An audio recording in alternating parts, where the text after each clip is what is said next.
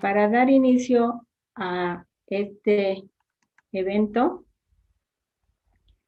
vamos a continuar, ahora sí, iniciar con nuestras ponencias y vamos a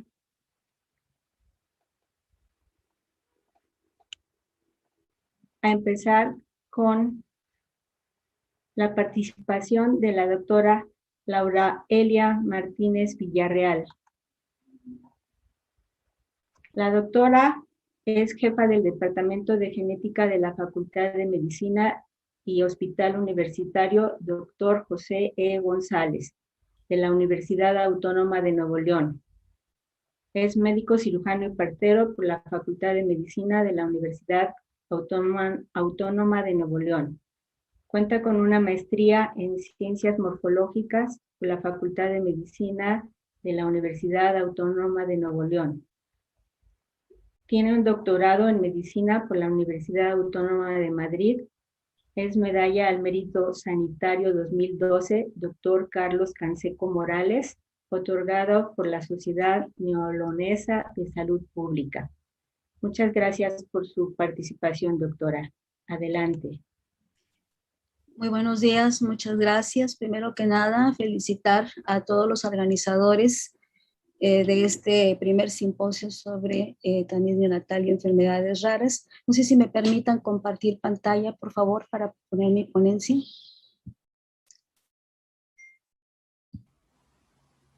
Adelante, doctora.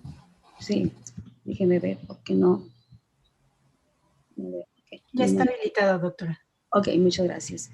Y sobre todo, agradecer también a la señora Xochitl, como ya se mencionó. Es una persona a la cual tengo el gusto de conocer, yo creo que desde hace más de 10 años, y que siempre ha estado impulsando el tener un tamiz con la factibilidad de que podamos abordar un mayor número de enfermedades en este diagnóstico temprano para una intervención oportuna. Muchas gracias por invitarme a compartir pues un poco de la experiencia que tenemos en relación al tamiz neonatal. No sé si ya se está observando. Todavía no, doctora. Todavía no, es que todavía no logro poder hacer compartir la pantalla a través de la, le pongo compartir, aquí está ya. Muy bien. ¿Ahora ya sí? ¿Se ve? Sí, doctora, listo. Ok, muy bien. Voy a poner nada más pantalla completa. Muy bien. En los siguientes minutos les hablaré de lo que es un poco de introducción de las enfermedades raras. Dentro de este grupo de enfermedades raras hablaré de las anomalías congénitas y desde luego de los errores innatos del metabolismo. ¿Qué es el tamiz o cómo se considera el tamiz en medicina? ¿Cuál es el tamiz en genética? Me expandiré más en el tamiz neonatal. ¿Por qué se debe realizar? ¿Qué tipos de tamiz existen? ¿Cómo está el tamiz en México? Y finalmente algunas conclusiones para que nos llevemos algo de información a la casa. ¿Por qué son las enfermedades raras importantes? Pues las enfermedades raras son responsables del 35% de las muertes en el primer año de vida. Además, el 50% de los que están afectados por enfermedades raras son niños.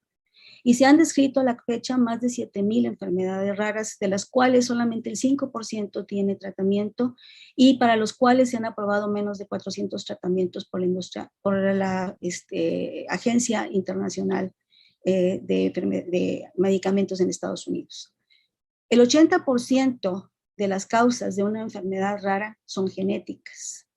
Dentro de este grupo están las anomalías congénitas, las cuales también son denominadas defectos al nacimiento, trastornos congénitos o malformaciones congénitas, las cuales pueden ser estructurales como el labio hendido, funcionales en donde entran los errores innatos del metabolismo o del comportamiento como el autismo. Lo importante de estas alteraciones es que ocurren durante la vida intrauterina y se pueden detectar algunas de ellas en el embarazo, en el parto o en el momento posterior de la vida. La importancia de las anomalías congénitas es que es una causa de mortalidad, de enfermedad crónica y de discapacidad. En los países desarrollados ocupan el primer lugar de mortalidad en menores de 1 año. En nuestro país es el segundo lugar de mortalidad en este grupo etario. Se presentan con una frecuencia más o menos del 3 a 4 por cada 100 recién nacidos vivos. Y se calcula que alrededor de 300,000 recién nacidos fallecen en el primer mes por una anomalía congénita. He ahí su relevancia. La mayoría de las enfermedades raras, en un 40%, se deben a una susceptibilidad genética con un medio ambiente desfavorable, son multifactoriales. Sin embargo, el componente restante se debe a trastornos de los cromosomas, a defectos de los genes o a otros trastornos genómicos o a la exposición ambiental a agentes teratógenos. Desde 2010, la resolución de la Asamblea Mundial de la Salud estableció que había que fomentar la prevención primaria y la salud de los niños con anomalías congénitas, mediante el desarrollo y fortalecimiento de los sistemas de registro y vigilancia, desarrollo de conocimientos especializados y la creación de capacidades, formación de recursos humanos, entonces la importancia de este simposio, ya que nuestros estudiantes de medicina van a salir con los conocimientos necesarios para poder identificar estas enfermedades, que muchas de ellas pues no son diagnosticadas porque se desconocen. Y también llevar a cabo el fortalecimiento de la investigación y los estudios sobre la etiología, diagnóstico y prevención. Dentro de ello está la vacunación en las mujeres gestantes, en todas las mujeres en edad fértil, ingesta suficiente de ácido fólico y yodo para la prevención de algunos defectos congénitos, los cuidados prenatales adecuados y desde luego el tratar de hacer una detección temprana para llevar a cabo un tratamiento oportuno y cambiarle la vida a esos pacientes. En salud pública existen distintos niveles de prevención. Y hablando particularmente de las anomalías congénitas, tenemos que la prevención primaria es aquella que se lleva, como ejemplo, con la suministración de ácido fólico en la etapa preconcepcional para la prevención de los defectos del tubo neural, que bien se sabe pueden disminuir esta incidencia hasta en un 70%. También existe la prevención secundaria durante el embarazo, cuando son detectadas algunas malformaciones en las cuales se puede hacer una intervención o una cirugía fetal. Y finalmente la prevención terciaria, en donde entra nuestro tamiz neonatal. ¿Pero qué significa tamiz en medicina? Tamiz quiere decir colar o filtrar. Hablando en medicina, haciendo una separación de individuos en una población que van a presentar una característica distinta a los demás. Claro que deben de utilizarse las herramientas adecuadas de acuerdo a lo que estamos buscando. Y entonces lo que vamos a hacer es identificar personas en riesgo de desarrollar alguna condición. Daré algunos ejemplos. Una glucosa en ayunas me puede ser una persona que pueda estar en riesgo de diabetes. La prueba de Papá Nicolau, que puede tener cáncer de cervix. Y así está el antígeno prostático, la mamografía, etcétera. Son pruebas de tamiz que luego requerirán de algún examen confirmatorio. En genética, el tamiz se puede establecer en diferentes etapas de la vida. Puede ser desde la preconcepcional, en la cual una pareja pide asesoramiento genético para alguna condición que puede estar presente en la familia y ellos quieren saber los riesgos que pueden tener y se pueden hacer pruebas. Puede ser preimplantación, cuando ya hay un riesgo conocido en esa familia o en esa pareja, y entonces a través de la fertilización asistida llevar a cabo pruebas preimplantación para que se tenga un producto que no lleve esa condición. Puede hacerse durante el embarazo a través de pruebas no invasivas de tamiz, como son el ultrasonido y algunos marcadores bioquímicos e incluso moleculares.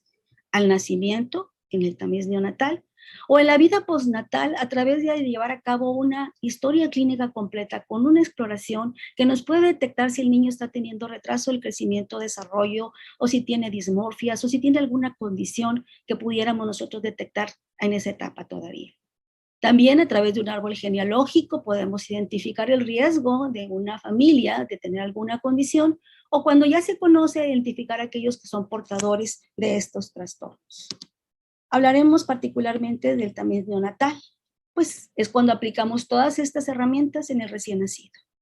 Identificar recién nacidos que puedan estar en riesgo para desarrollar una enfermedad antes de que manifieste los síntomas, que ese es el objetivo, para que no se establezca un daño. Y es que cuando nace un bebé, como en la foto anterior, pues todos parecen estar iguales, todos parecen estar sanos. Sin embargo, a los pocos días pueden presentar un desequilibrio hidrocolítico con una condición metabólica, o a la larga darnos cuenta que el niño tiene una condición sensorial, como es la pérdida de la audición, o tener un problema hormonal como el hipotiroidismo congénito y tener retraso del desarrollo o alguna malformación congénita no visible como lo es la cardiopatías congénitas, entre otras. Luego entonces el tamiz neonatal es una estrategia de salud pública que tiene como objetivo la detección temprana para una intervención oportuna que lleve como consecuencia la prevención de la discapacidad y de la muerte de ese niño. Pero algo bien importante es establecer que el tamiz neonatal no es una prueba, es un programa. Y más adelante hablaré de los componentes de este programa. El tamiz neonatal puede ser a través de la toma de muestra de sangre del talón, como lo decía el doctor Cortés, en el cual se pueden identificar enfermedades metabólicas, endócrinas y otras condiciones, porque aparte de esa muestra de sangre se puede obtener DNA. Se puede llevar a cabo la identificación de aquellos niños que pudieran estar en riesgo de tener sordera mediante el tamiz auditivo por emisiones otoacústicas, o incluso el detectar cardiopatías, algunas cardiopatías mediante la medición de la oxigenación con un pulso oxímetro. De tal manera que no solamente son enfermedades que se puedan detectar con una prueba de sangre, sino que se pueden hacer diferentes estrategias para que se puedan identificar estos riesgos. Hablaremos particularmente del tamiz que se aplica para la identificación de los errores innatos del metabolismo. ¿Y qué son los errores innatos del metabolismo? Pues son enfermedades genéticas que tienen diferentes tipos de herencia. Afortunadamente, la mayoría de ellos es autosómica recesiva. ¿Y por qué afortunadamente? Porque se necesita que papá y mamá, los dos, tengan la mutación en el gen para que se la puedan haber heredado al hijo y estar presentes los dos alelos mutados en ese hijo. Los errores innatos del metabolismo son fallas metabólicas por enzimas que son codificadas por genes y que tienen una mutación, por lo cual no pueden llevar a cabo bien su función de metabolizar los carbohidratos, las grasas, las proteínas. Sabemos bien que en una reacción metabólica tenemos un substrato y que a través de la influencia de esta enzima vamos a obtener un producto. Pero cuando esta enzima no funciona, pues el producto no se va a generar o se va a generar en pocas cantidades y por lo tanto vamos a tener una condición por la falta de ese producto.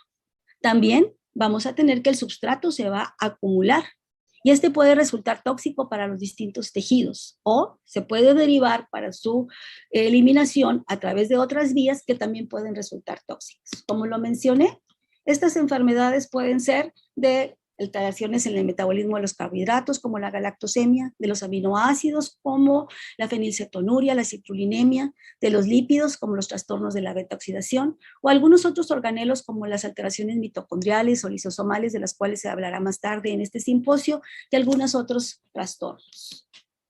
La mayoría de ellas son autosómicas recesivas, algunas autosómicas dominantes y otras ligadas al cromosoma X, pero hay algunas que comparten tipos de herencia. En general, los errores del metabolismo no producen alteraciones estructurales, pero pueden provocar disfunción orgánica, como la cardiomiopatía, los trastornos del metabolismo de los ácidos grasos, alteraciones óseas, como la mucopolisacaridosis o el Gaucher, hepatomegalia, como en la galactosemia, luxación del cristolino, como en la homocistinuria, y el hilio meconial, como en la fibrosis quística. Entonces, los errores innatos del metabolismo son una importante causa de morbilidad y mortalidad, particularmente en la población pediátrica.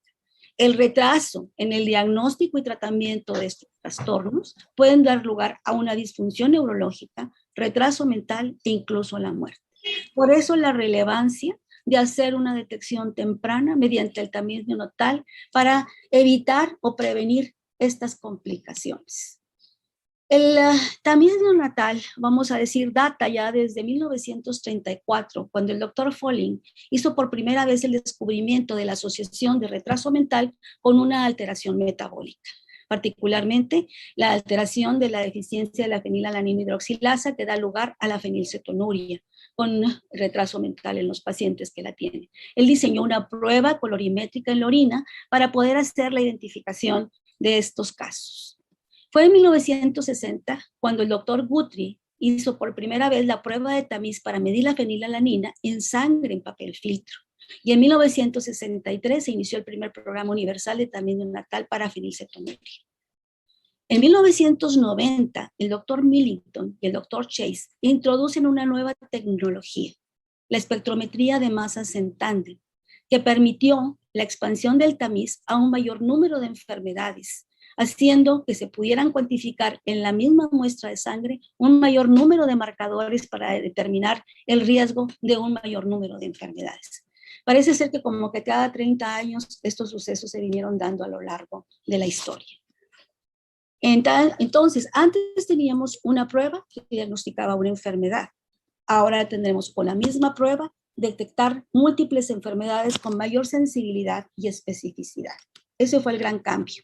Pero luego vino la pregunta, ¿cuáles y cuántos trastornos se deben de buscar en el tamiz neonatal? ¿Cuáles sí, cuáles no?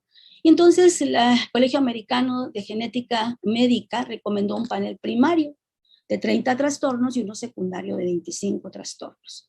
Tomando en cuenta los criterios de Wilson y Younger establecidos por la Organización Mundial de la Salud en 1968 con respecto a cuáles enfermedades deberían de ser tamizadas.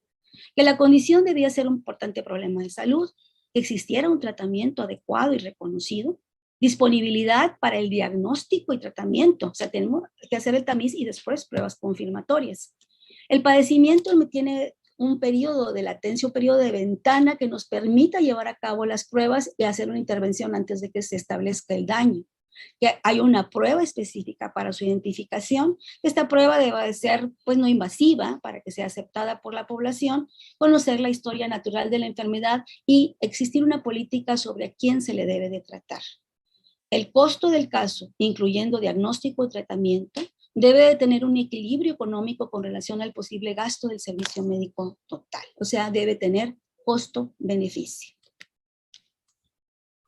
El panel establecido por el Colegio Americano de Genética Médica fue el detectar 9 acidurías orgánicas, acidemia isovalérica, propiónica, etc. 5 trastornos del metabolismo de los ácidos grasos, 6 trastornos de los aminoácidos, 2 trastornos endócrinos, el hipotiroidismo congénito, la hiperplasia suprarrenal congénita, trastornos de la hemoglobina, la talasemia y la anemia de células falciformes, y luego otros incluidos 6, galactosemia, deficiencia de biotinidasa, fibrosis quística, sordera, cardiopatías y la inmunodeficiencia combinada severa fueron del panel primario. ¿Y en México qué ha sucedido? En 50 años, casi 50 años, vamos a decir que el pionero en 1973 del tamiz en nuestro país fue el doctor Antonio Velázquez Arellano. A él se le debe el hecho de que se haya iniciado un programa de tamiz en nuestro país. Él inició con fenilcetonuria, era lo que había aprendido cuando él estuvo en Boston, y hizo un estudio piloto en el Instituto Nacional de Pediatría para la identificación de fenilcetonuria, luego agregó hipotiroidismo, hizo algunos estudios sobre enfermedad de orina de jarabe de Arce y de homocistinuria. Pero no fue hasta 1988, en el que 15 años después, en que se establece una norma técnica para la prevención del retraso mental, la detección del hipotiroidismo congénito, haciendo una toma de sangre de cordón. Y así se estuvo haciendo desde 1988 hasta por 20 años, cerca del año 2000. En 1995 se hace obligatoria esta prueba para el hipotiroidismo congénito, basándose en la norma oficial mexicana de 1993. En el año 2000, en los servicios de salud de Nuevo León y el Hospital Universitario de la Universidad Autónoma de Nuevo León, se hizo la adquisición del primer espectrómetro de masas en tándem en el país, con lo cual el tamiz pasó de ser de hipotiroidismo congénito de una sola enfermedad, tomando la muestra de sangre de cordón, a más de 30 enfermedades tomando la muestra de talón. Esto gracias a la utilización de la tecnología de punta. En el 2001 se estableció la norma de prevención de los defectos al nacimiento, sin embargo no fue obligatoria, y fue hasta el 2013 en el que la norma oficial, la 034, estableció por obligación, aparte del hipotiroidismo congénito, agregar la fenilcetonuria, posteriormente la hiperplasia suprarrenal congénita, la lactosemia, y posteriormente en el 2015 se agregó fibrosis quística y la deficiencia de glucosa 6-fosfato deshidrogenasa, que componen actualmente lo que se conoce como tamiz 6. En nuestro estado ha variado dependiendo de las administraciones gubernamentales, pero actualmente tanto en el estado como en el hospital universitario se hace tamiz 6. El tamiz es un programa, como se los mencioné anteriormente, no es una prueba y ya, es un programa que tiene particularmente 6 componentes que son muy importantes. La educación, que es lo que estamos haciendo ahorita con ustedes. Decirles cuál es la relevancia de conocer los aspectos del tamiz neonatal, qué se obtiene de datos con respecto al tamiz neonatal y qué es lo que hay que hacer. También hay que educar a los padres porque ellos tienen una corresponsabilidad en el seguimiento de sus hijos. La toma de muestra es muy importante. Actualmente se puede tomar tanto de talón como de vena. Algunas instituciones lo hacen de la vena. Y otra de las cosas es el tiempo de toma. Este varía de acuerdo a las características de cada institución.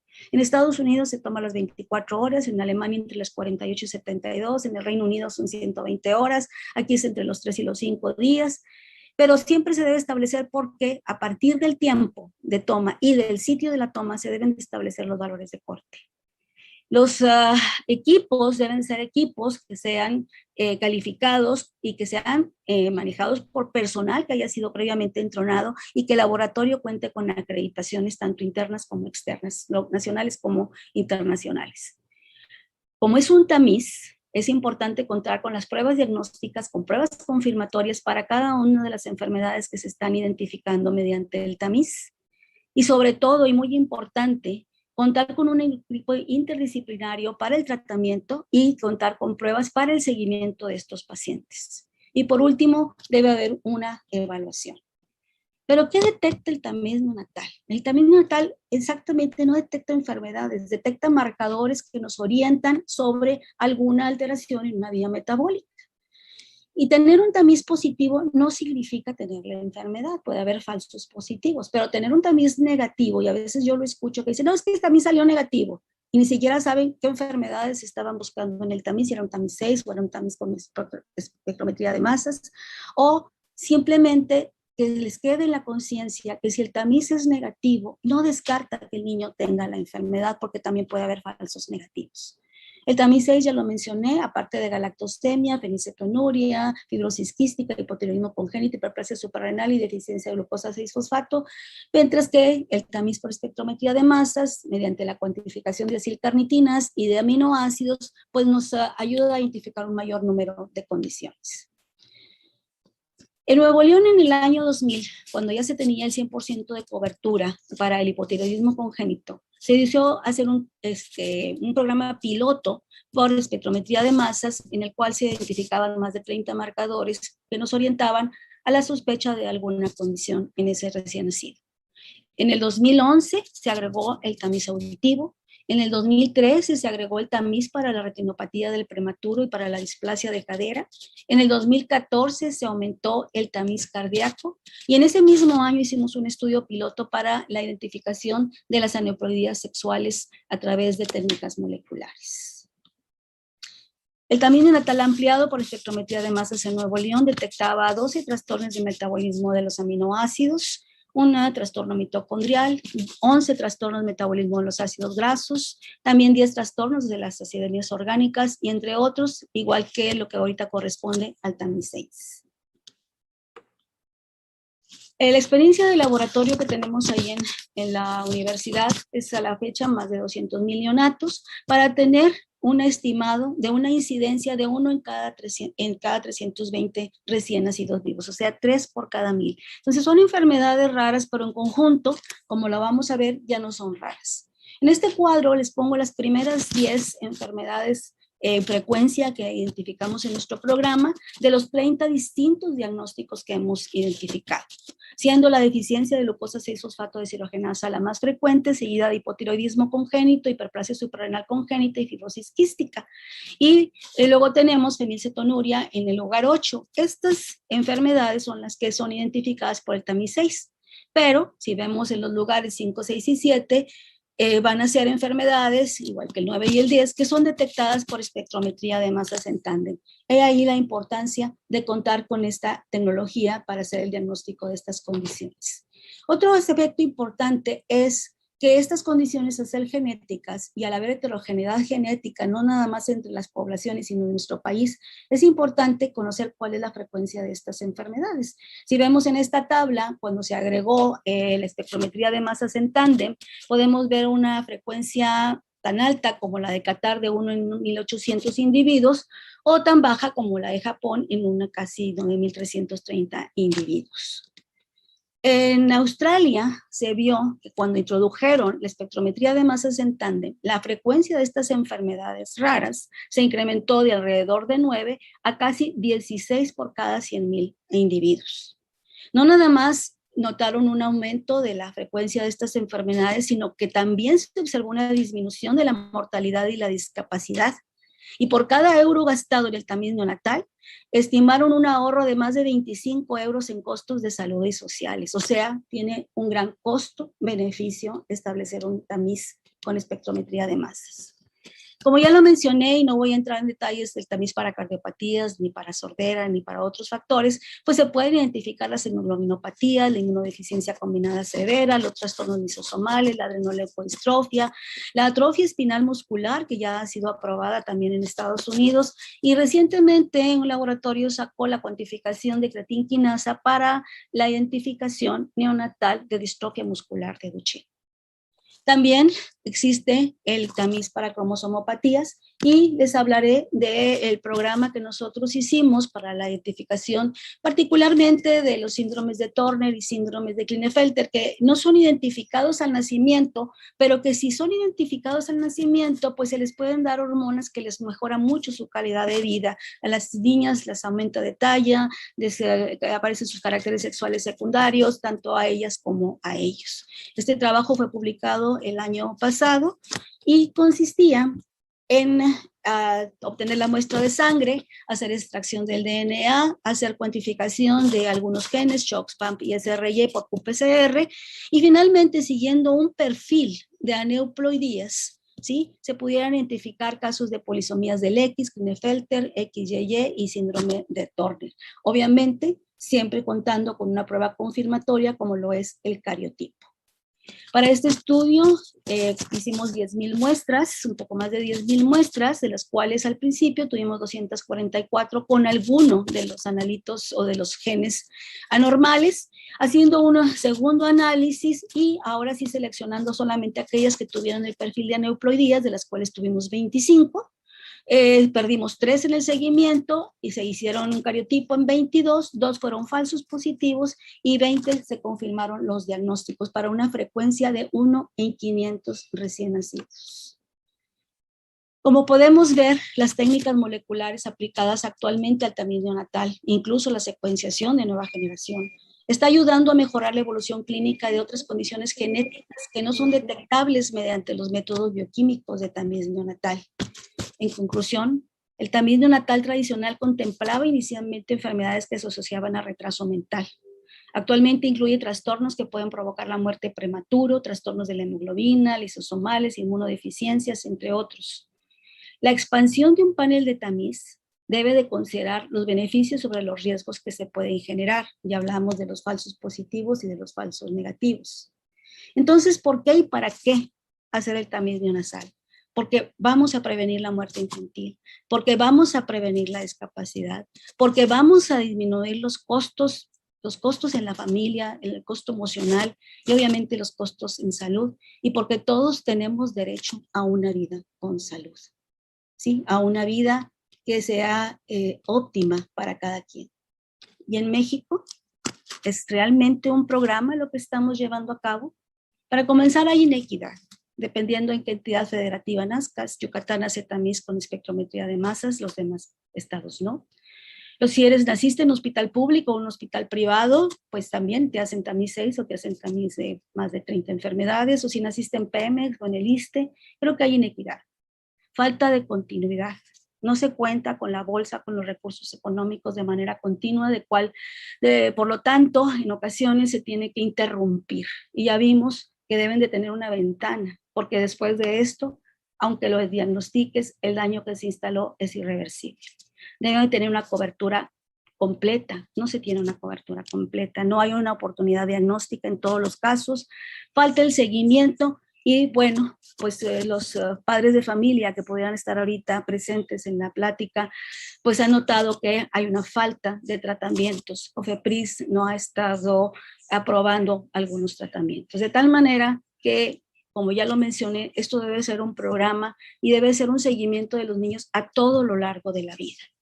Yo sugiero que antes de expandir el TOMIS en nuestro país, se requiere mejorar el actual, que se creen clínicas interdisciplinarias para la atención de los pacientes y sobre todo tener estadísticas confiables de los casos diagnosticados para ampliar el tamiz de acuerdo a la frecuencia de las enfermedades en nuestro país.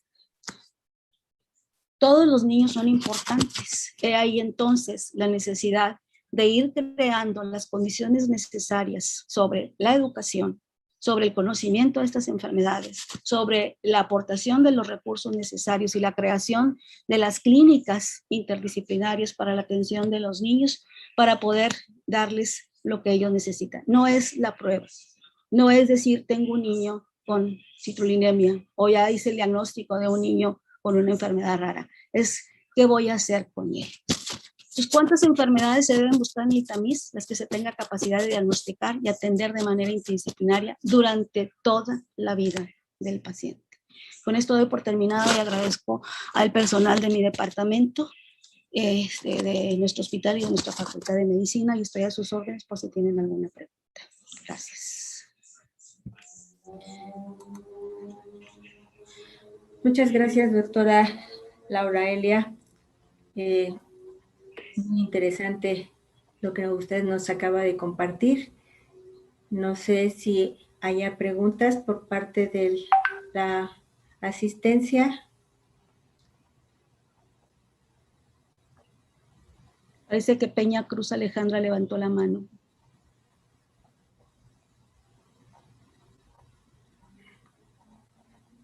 Ok, Alejandra, ¿nos quieres compartir tu pregunta, por favor? Hola, buenos días a todos. Mi pregunta sería, ¿cuál podría ser la causa por la que se dan los falsos positivos? Por favor.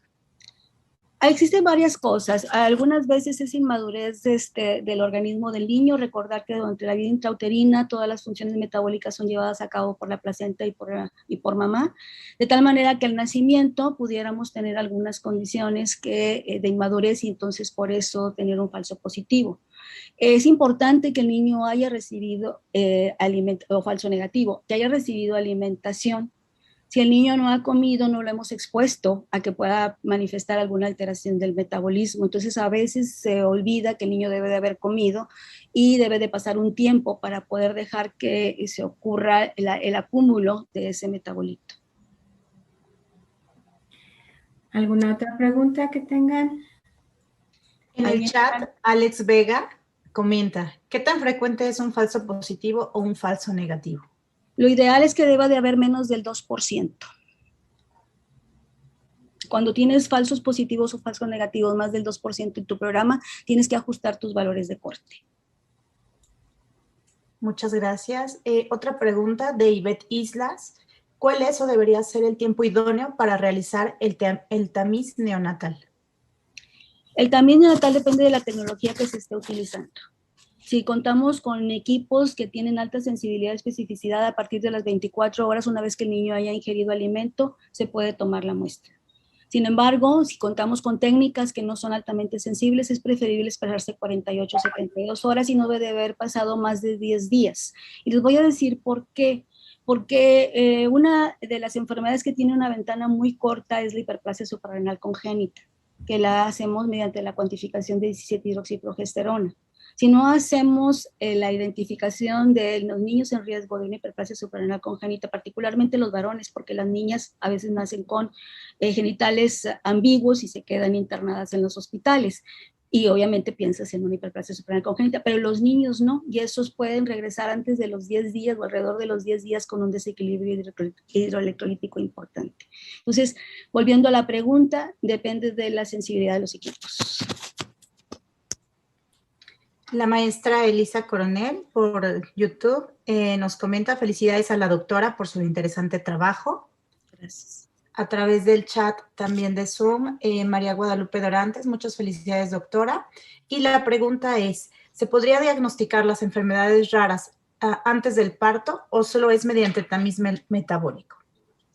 No, sobre todo, por ejemplo, voy a poner el caso de la hiperplasia suprarrenal congénita de nuevo. Si ya existe el antecedente de haber tenido un niño con hiperplasia suprarrenal congénita, podemos hacer el diagnóstico durante las primeras 10 semanas de vida a través de pruebas moleculares, y ahí se le puede dar, si es niña, se le puede dar tratamiento para evitar la virilización de sus genitales. Entonces, hay pruebas, si ya existe el antecedente en la familia, que se pueden hacer antes durante el embarazo, en las etapas tempranas, a través de pruebas moleculares. Y si ya se conoce la situación, se puede hacer hasta preimplantaciones, esto utilizando técnicas de fertilización asistida. Preguntan también, tamizaje neonatal. Mencionó que realizan el tamiz de talón y de vena. ¿En qué caso se daría? Y bueno, otra pregunta relacionada a ello. Si se toma el tamiz de vena, ¿con qué tubos es adecuado tomarla y por qué? Mire, lo ortodoxo es hacerlo en el talón. Eso es lo correcto. Sin embargo, en algunos hospitales se hace, sobre todo hospitales privados, toman muestra de sangre para el RH y el tipo de sangre. Entonces, aprovechan la punción y de la jeringa, ¿sí?, toman la muestra y la colocan en el papel filtro. Entonces, pero lo ideal es que se haga en talón. Sin embargo, existe también la toma de muestra de vena en otros países europeos y en Estados Unidos, y aquí lo único es considerar que el hematocrito de la punción capilar que se hace en el talón es distinto al hematocrito de la vena, y las concentraciones en los reactivos están basadas en el hematocrito, de tal manera que si no hacemos la corrección podemos cometer el error de no tener un valor de corte adecuado. Otra pregunta, Ilse Mejía. Si se toma esa ya la mencioné, perdón, de Beatriz. ¿Es más recomendable que el niño vaya alimentado con leche materna o fórmula? Es igual, no tiene ninguna diferencia. La fórmula tiene grasas, tiene carbohidratos y tiene proteínas. Ahora, recordar que la ingesta de alimentos está relacionada con los trastornos del metabolismo de estos compuestos, ¿sí? Sin embargo, para hipotiroidismo congénito, para hiperplasia suprarrenal congénita, para fibrosis quística, no se requiere la alimentación del niño, pero pues obviamente no le vas a tomar distintas muestras, es en la misma muestra, y entonces se recomienda que el niño haya ingerido alimento.